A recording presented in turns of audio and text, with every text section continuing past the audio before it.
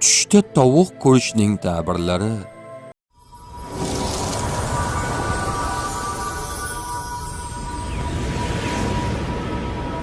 Ibn Sirinning ta'kidlashicha, tushdagi tovuq xizmatkor xodim yoki kanizakdir. Tushida tovuqni sotib olganini yoki birov unga berganini ko'rsa, kanizak sotib olishini yoki xodimni ijaraga olishini bildiradi. Tushida haddan tashqari ko'p tovuqlari borligini ko'rsa, amal va rahbarlik topishiga ishoradir. Tushida tovuq go'shtidan yeganini ko'rsa, uning miqdoricha xodimlardan ne'mat topishini bildiradi. Agar jo'jani so'yganini ko'rsa, farzandi yoki g'ulomining yoxud kanizakning farzandi birorta baloga duchor bo'lishini bildiradi.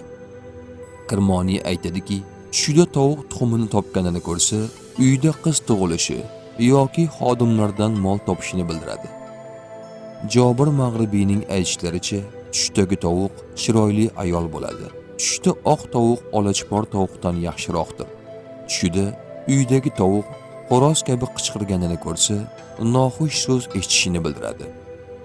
Ismoil Ashasning aytishlaricha, tushdagi tovuqning jo'jasi 3 narsani bildiradi: chiroyli ayolni, kanizakni, xodimni. Tush ta'biri bashorat emas, barcha narsani bilguvchi yagona zot Allohdir. Ko'rgan tushlaringiz ta'birini bilmoqchimisiz? Unda kanalimizga obuna bo'ling.